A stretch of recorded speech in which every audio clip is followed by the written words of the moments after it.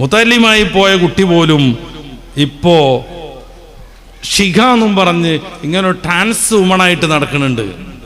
ആ കുട്ടിയുടെ പഴയ പേര് സൽമാനുൽ ഫാരിസ് എന്നാണ്. ദർസിലോതിയ കുട്ടിയാണ്. ഞാൻ നേരത്തെ പറഞ്ഞു, ഇത്തരം തോന്നിയാസങ്ങളിൽ നിന്ന് നമ്മുടെ മക്കളെ സംരക്ഷിക്കാനുള്ള ഏറ്റവും സുതാര്യമായ സാധ്യത മൗലവിറ്റികളാക്കുക എന്നാണ്. അവിടെ പോലും ലിബറലിസം കയറി മറിയുന്നു. സൽമാനുൽ ഫാരിസിനെ തട്ടിക്കൊണ്ടുപോകാന്ന് പറഞ്ഞാൽ ഈ മുത്താലിം ജീവിതത്തിൽ നിന്ന് അവനെ പറിച്ചിട്ട് ഇപ്പോൾ വലിയൊരു പെമ്പർന്നോളായിട്ട് മൂപ്പരിങ്ങനെ ഇൻ്റർവ്യൂ നടത്തിക്കൊണ്ടിരിക്കുന്നത്. 10 ഉസ്താദുമാരെടുത്തുനിന്ന് പഠിച്ചുക്കണമല്ലോ. എന്തോ ഒരു മഹത്വം. സനദൊക്കെ നിങ്ങൾ 10 ആളുടെ സനദാണ് അവന് മുത്തസിലാക്കാൻ പോണത്. എന്നിട്ട് എന്ത് പറ്റി? ഇനി ഇത് അടുത്ത ജൂൺ 1-ാം തീയതി മുതൽ 9-ാം ക്ലാസ് മുതൽ സോഷ്യൽ സ്റ്റഡീസിൽ പഠിക്കാൻ പോണത് ജെൻഡർ ന്യൂട്രാലിറ്റിയാണ്. ആണും പെണ്ണും തമ്മിലൊരു വ്യത്യാസമില്ലാന്ന് നിയമം എപ്പോഴും ഉണ്ട്. നമ്മളൊക്കെ മദ്രസയിലും സ്കൂളും പഠിച്ചിരുന്ന കാലത്ത് ആദ്യം നീലമഷിയിൽ ടീച്ചർ ആണുങ്ങളെ പേരൊക്കെ ഇടും ആചാർ ബുക്കിൽ, പിന്നെ ചോന്നമഷിയിൽ പെണ്ണുങ്ങളെ പേര് എഴുതും. ഇപ്പം അങ്ങനെ ചെയ്തിട്ടുണ്ടെങ്കിൽ ടീച്ചറെ പോലീസ് അറസ്റ്റ് ചെയ്യും. ആൽഫാബറ്റിക് ഓർഡർ അനുസരിച്ച് എഴുതണം. അപ്പൊ ആതിര 1-ാമത് വരും, അഹമ്മദ് 2-ാമത് വരും, ബുഷറ 3-ാമത് വരും, കൂര്യൻ 4-ാമത് വരും. അങ്ങനെ കൃത്യമായിട്ട് ABCD അനുസരിച്ച് അങ്ങനെ എഴുതണം. ആണ് വേറെ പെണ്ണ് വേറെ എന്നുള്ള പരിപാടിയില്ല. ഇരിക്കേണ്ടത് പോലും മിങ്കിളായിട്ടാണ്. പക്ഷെ നമ്മളൊക്കെ ഇടക്കിടക്ക് ബഹളം വെക്കണോണ്ടും അതിനോത്രട് സമൂഹം പാകപ്പെടാത്തതുകൊണ്ടും തൽക്കാലം ഒരു അതിൽ നിർബന്ധം പിടിക്കണില്ല. ആണാണോ പെണ്ണാണോ എന്ന് 17-18 വയസ്സായിട്ട് കുട്ടി തീരുമാനിക്കാൻ പറ്റൂല. കുട്ടി തീരുമാനിക്കാൻ പറ്റൂല. MBBS കഴിഞ്ഞിട്ട് MD കഴിഞ്ഞിട്ട് ഗൈനക്കോളജിസ്റ്റായി വന്ന ഒരു ഡോക്ടർ ലേബർ റൂമിന്റെ വാതിലും തുറന്നിട്ട് അവരിങ്ങനെ ചിരിച്ചുകൊണ്ട് പറയും, എവിടെ ഫാത്തിമാന്റെ ആളുകൾ? ഓടി ചെല്ലും, ഭർത്താവും വാപ്പി എല്ലാവരും കൂടി. എന്തേന്ന് ചോദിച്ചിട്ട്, കുഴപ്പമൊന്നുമില്ല, ഫാത്തിമ പ്രസവിച്ചിട്ടുണ്ട്, സുഖപ്രസവമാണ്, പെൺകുട്ടി എന്ന് പറയും. എങ്ങനെയാണ് ഈ ഡോക്ടർക്ക് ഇത് പെൺകുട്ടിയെന്ന് മനസ്സിലായത്? ഇതിന്റെ മുമ്പിലുള്ള കാരണവന്മാർക്ക് വയസ്സായ ഉമ്മാരൊക്കെ ഉണ്ടാവും. എത്തപ്പത് മനസ്സിലാകാൻ അത്ര വലിയ പണിയെന്ന് വിചാരിക്കണവര്. ഇനി അങ്ങനെ മനസ്സിലാകാൻ പാടില്ല എന്നാണ്. മൂത്രമൊഴിക്കണ ഓർഗം കണ്ടിട്ട് ഇനി ആണാ പെണ്ണാ തീരുമാനിക്കാൻ പാടില്ല. അതുകൊണ്ട് സെക്സേ തീരുമാനമുള്ളൂ, ജെൻഡർ തീരുമാനിക്കാൻ പറ്റൂല. ഏത് ലിംഗം എന്നുള്ളത് തീരുമാനിക്കാൻ പറ്റൂല. പുരുഷനാണോ പെണ്ണാണോ എന്നുള്ളത് തീരുമാനിക്കാൻ പറ്റൂല. അതിനി എന്ത് വേണം? കുട്ടികൾ ചിന്തിച്ച് പക്വതൊക്കെ ആയിട്ട് ഓരോരുത്തർ തീരുമാനിക്കണം. അപ്പോഴേക്ക് താടിയൊക്കെ ഒന്നുണ്ടാവും, മീശൊക്കെ ഒന്നുണ്ടാവും. എന്നാൽ ആ കുട്ടിക്ക് തീരുമാനിക്കാം അവൻ പെണ്ണാണെന്ന്. അല്ലെങ്കിൽ ആണാണ് എന്ന് പെണ്ണായിട്ട് വളർന്നൊരു കുട്ടിക്ക് തീരുമാനിക്കാം. ഡ്രസ് കോഡിൽ വ്യത്യാസം പാടില്ല. 2 പേർക്കും ട്രൗസർ ഇടാം, 2 പേർക്കും ഒരേ പാൻസ് ഇടാം. ബാലുശ്ശേരി സ്കൂളിലൊക്കെ നടത്താൻ തുടങ്ങിയത് അതായിരുന്നു. Uniform equality. 2 ആളും പാൻറ് ഇടുക, 2 ആളും കുപ്പായ ഇടുക.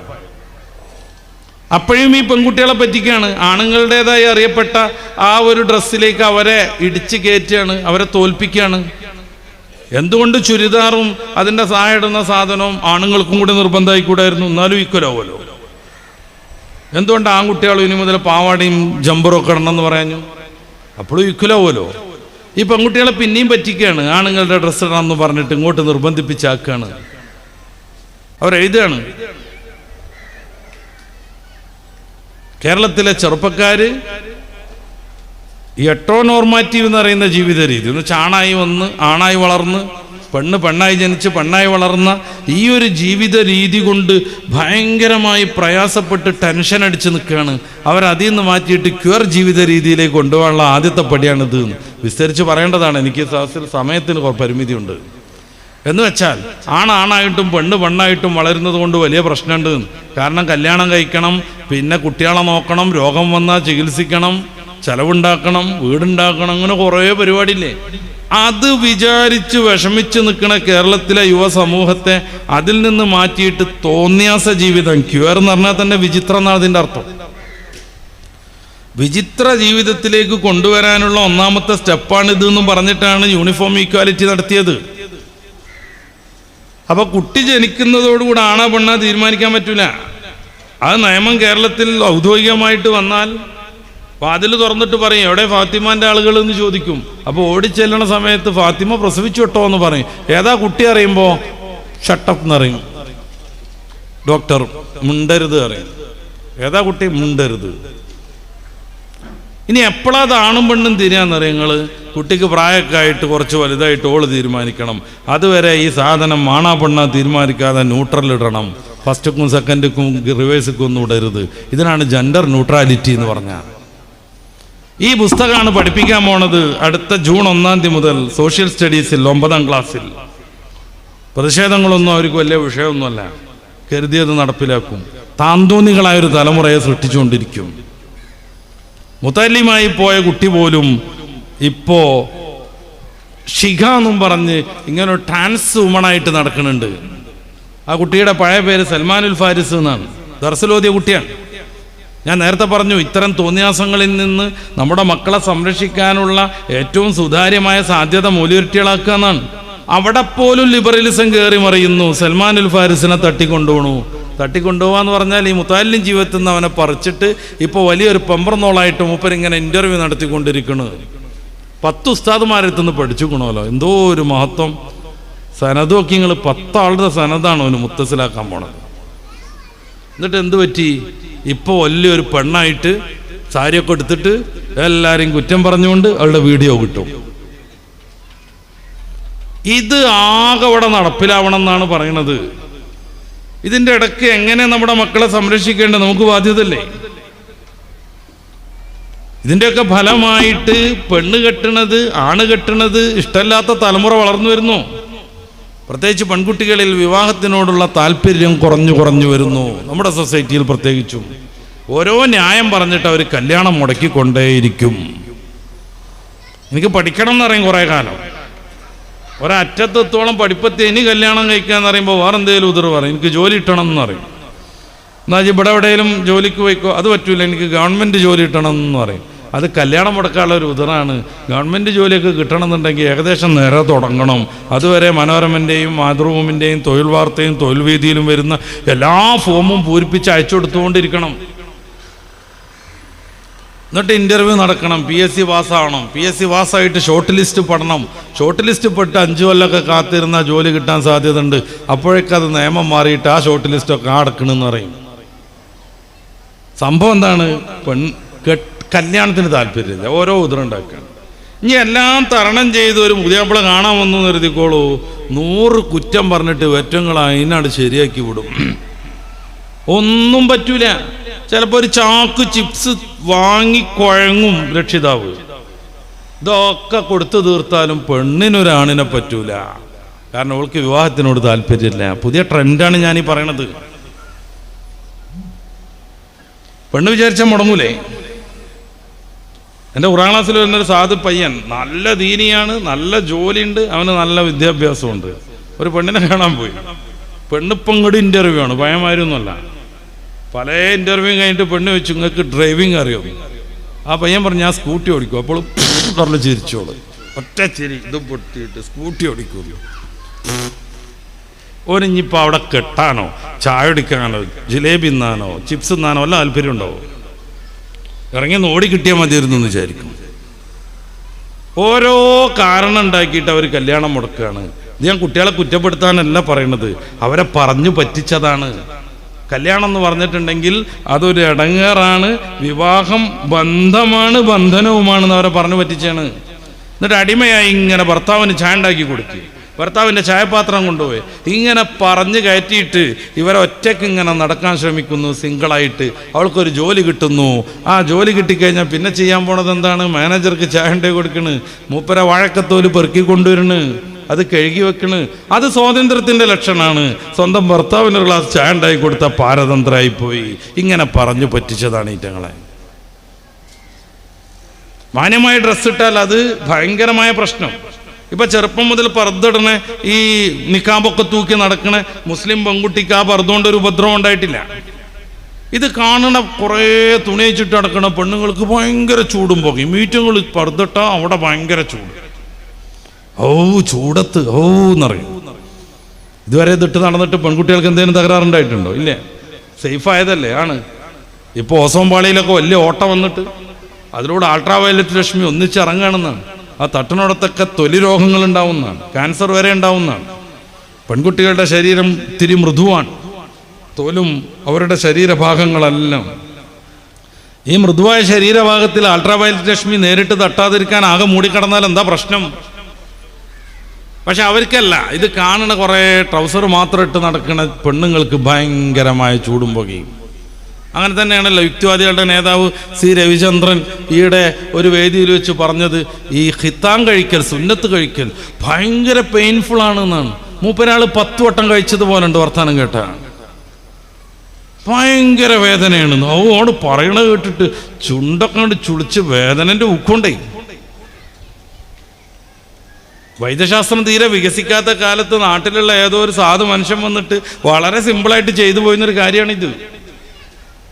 ഇത് കഴിച്ച ഈ സദസ്സിലുള്ള ആർക്കും അതിൻ്റെ വേദന കൊണ്ട് വിഷമമൊന്നുമില്ല.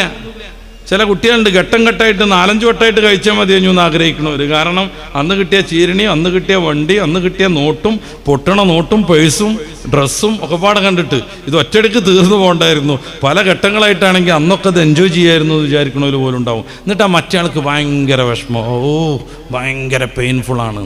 ഇയാൾ ആരാന്ന് നോക്കണം. പെണ്ണാവാൻ വേണ്ടി ആ സംഗതിയൊക്കെ ഉടലോടെ മാന്തി കളയുന്നതിനെ പ്രോത്സാഹിപ്പിക്കുന്നവരാണ്. അതാ പ്രശ്നം. പെണ്ണാവാനെന്ന് കൊതിച്ച് നടന്നിട്ടേ സിലിക്കൺ കുത്തിവെച്ച് അവിടെ ഇവിടെയൊക്കെ പൊക്കിയിട്ടേ ലാസ്റ്റ് ഇത് മുറിച്ച് കളയണ ഒരു ഘട്ടമുണ്ട്. നിങ്ങൾ യൂട്യൂബ് ചെയ്ത് നോക്കുക, ഇംഗ്ലീഷിലും അറബിയിലൊക്കെ ഉണ്ട് അതിൻ്റെ വീഡിയോസ്. എത്ര മാരകം! 10-12 മേജർ സർജറി നടത്തണം. അത് കഴിഞ്ഞിട്ട് രൂപം ഉണ്ടാക്കാനും മറ്റും 1-ലധികം പ്ലാസ്റ്റിക് സർജറി നടത്തണം. 1-1.5-2 വർഷം മുന്നേ ഹോർമോൺ ട്രീറ്റ്മെൻറ്റ് നടത്തണം, കുത്തിവെക്കണം. ജീവിതകാലം മുഴുവനും ഈ ഹോർമോൺ ട്രീറ്റ്മെൻറ്റ് തുടരണം. ഭയങ്കര സാമ്പത്തിക ബാധ്യത, വലിയ വേദന, വിവിധങ്ങളായ പ്രശ്നങ്ങൾ. ഇതെല്ലാം ഉണ്ടായിട്ടും ആണിന് പെണ്ണായിക്കോളൂ, പെണ്ണാണായിക്കോളൂ എന്ന് പറഞ്ഞ് ഈ LGBTQIA+ നന്നായിട്ട് പ്രോത്സാഹിപ്പിക്കുന്നവരാണ് അതിൻ്റെ തുമ്പത്ത് ഇത്തിരി മുറിക്കുമ്പോൾ ഭയങ്കര പെയിൻഫുൾ എന്ന് പറഞ്ഞുകൊണ്ടിരിക്കുന്നത്. ഇതിൽ വീണതാണ് നമ്മുടെ യുവാക്കളെ മാത്രമൊന്നും ഞാൻ പറയണില്ല, അതിൻ്റെ മേലുള്ളവരും. നമ്മുടെ യുവതികൾ ഫെമിനിസ്റ്റൊക്കെ മുന്നോട്ട് വെച്ച സിദ്ധാന്തം അതായിരുന്നു. പെണ്ണുങ്ങൾ പീഡിപ്പിക്കപ്പെടുന്നു, അതിനൊരു മോചനം വേണം.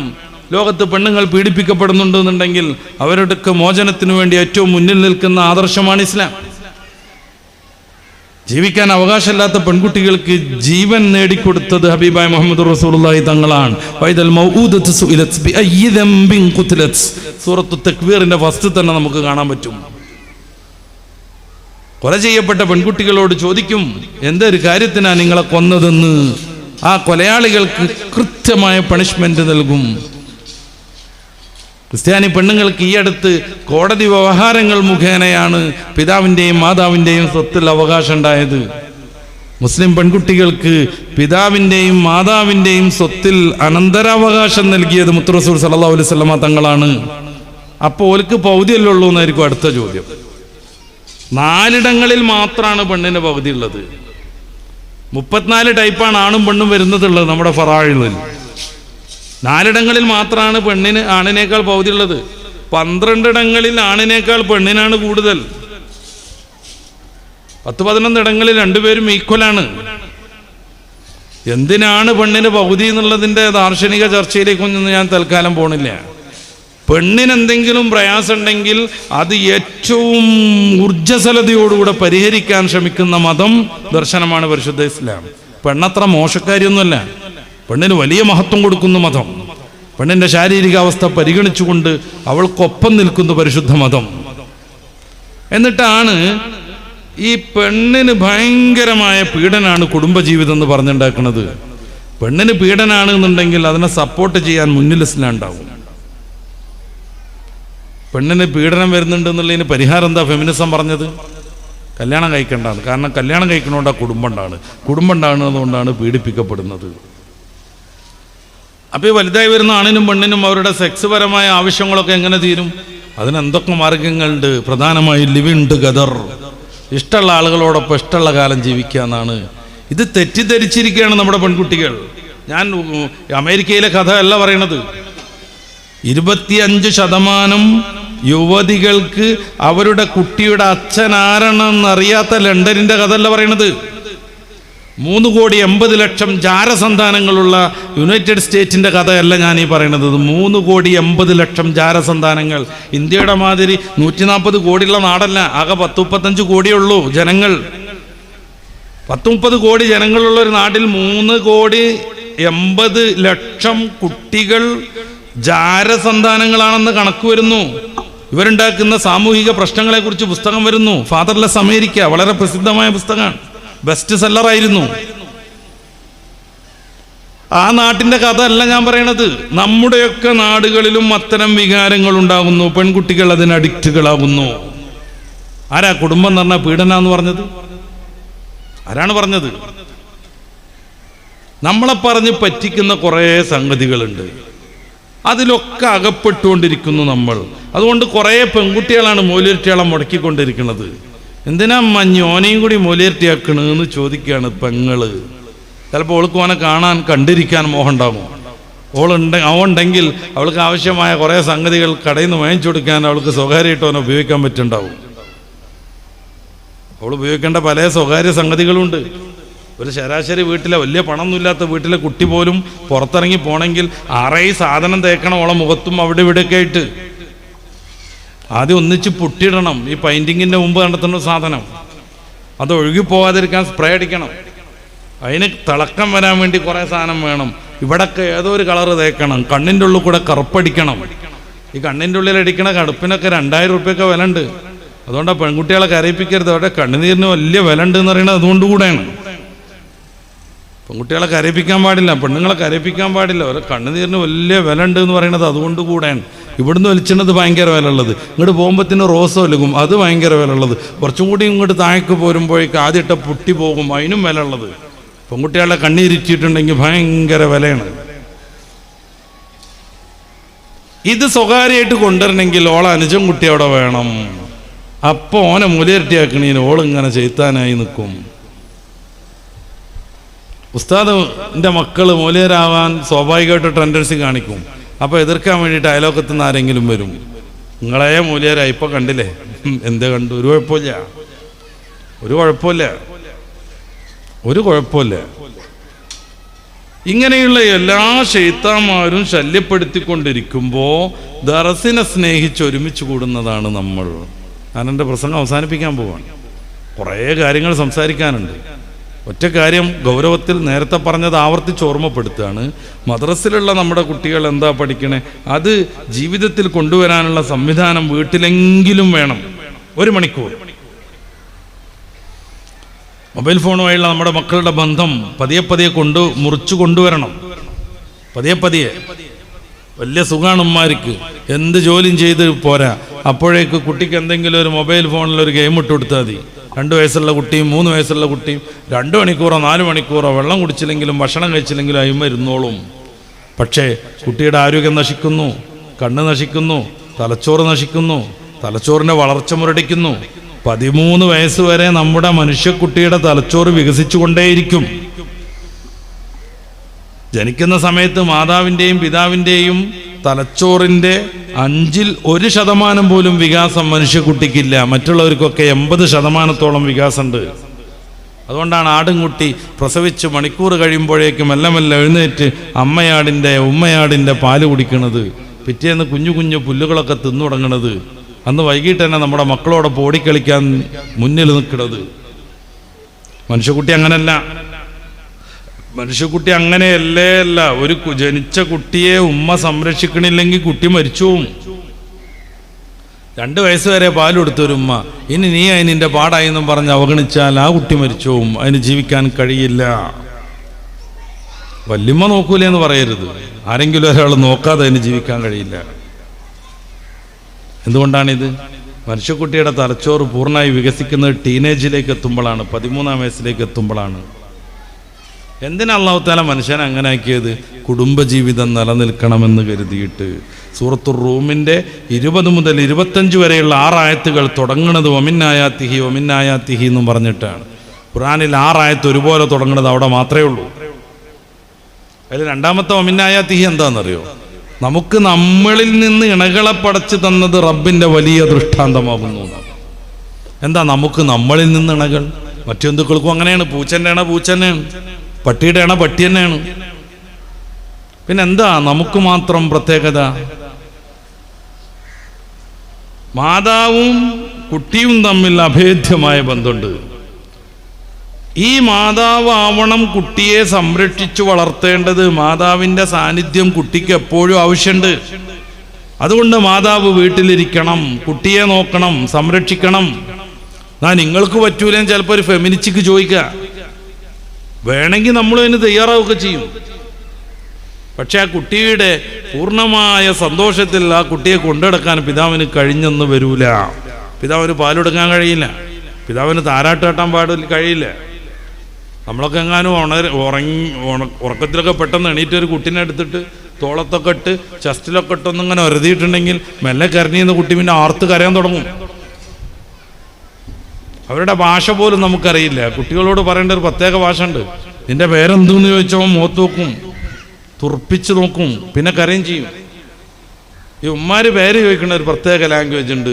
അതിന് എഴുത്തുണ്ടെന്നൊന്നും എനിക്കറിയില്ല, അത് അവർക്കേ സാധ്യമുള്ളൂ.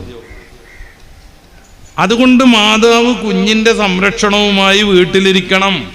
മാതാവ് വീട്ടിലിരിക്കുമ്പോൾ അവരുടെ കാര്യം നോക്കാൻ ഭർത്താവാകുന്ന തുണ വേണം.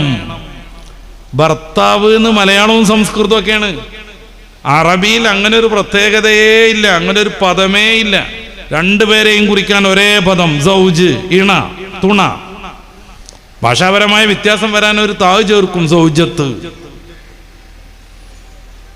ഇണ, തുണ എന്നല്ലാതെ ഭർത്താവ് എന്ന് പറഞ്ഞാൽ ഭരിക്കുന്നവൻ എന്ന് സംസ്കൃതത്തിൽ, ഭാര്യ എന്ന് പറഞ്ഞാൽ ഭരിക്കപ്പെടുന്നവൾ, അങ്ങനെ ഒരു പ്രയോഗം പോലും നമ്മുടെ ഭാഷയിലില്ല.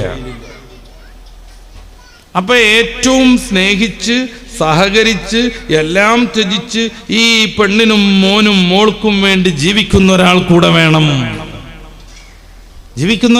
വേണം.